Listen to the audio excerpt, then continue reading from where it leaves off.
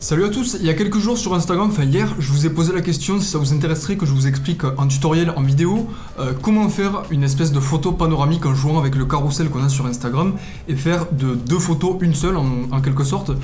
Et vous étiez je crois 77% à me répondre que ça vous intéressait.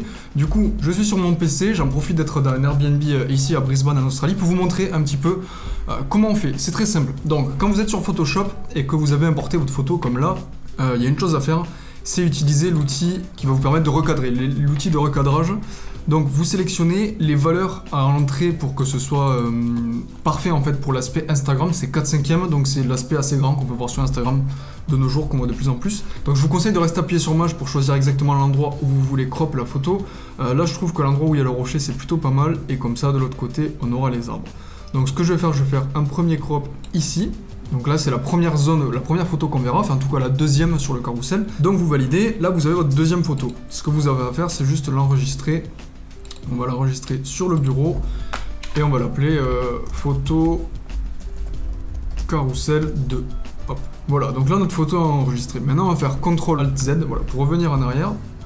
Ensuite vous allez devoir glisser-déposer la photo qui est enregistrée sur votre bureau, sur votre dossier, sur l'image. Donc là on valide, c'est à la même taille, il n'y a pas besoin de recadrer. Et on va la caler, hop, exactement là où l'autre image était. Donc si ensuite dans les calques, vous enlevez la visibilité du deuxième calque, donc du calque principal, vous allez voir qu'ici il y a un espace qui est vide. Ce qu'on va faire, c'est qu'on va prendre la règle en fait, hop, et la coller pile sur ce calque là. Voilà. Et ensuite, il suffit juste, on peut le supprimer, le calque qu'on a importé, le deuxième il est plus vraiment important. On reprend l'outil recadrage ici, et on va se caler, hop, cette fois-ci de l'autre côté de la règle, pour avoir la deuxième photo. On vient valider et vous avez juste à enregistrer. Voilà, vous avez vos deux photos et quand voilà, vous les voyez de l'une à l'autre, ça colle parfaitement. Et voilà, vous avez vos deux photos, vous pouvez désormais les importer sur Instagram et elles vont être vraiment coupées à l'endroit parfait pour faire la liaison entre les deux photos du carrousel, qu'on voit pas que ce soit deux photos et qu'on ait vraiment l'impression que ce soit une seule photo, en effet panorama.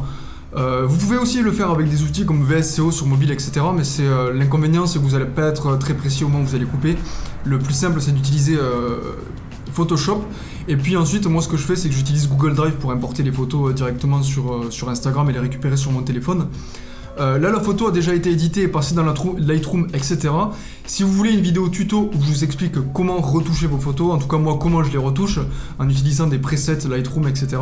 C'est des choses qui peuvent paraître un petit peu compliquées à première vue quand on n'en a jamais entendu parler, mais c'est très simple. Donc si ça vous intéresse, n'hésitez pas à me le dire dans les commentaires, je me ferai un plaisir de vous faire un tutoriel sur ces fonctionnalités qu'on peut avoir sur Instagram, de façon à essayer de faire des contenus un petit peu différents et pas juste avoir des photos carrousel avec des photos qui sont tout le temps différentes et qui n'ont aucun lien les unes avec les autres.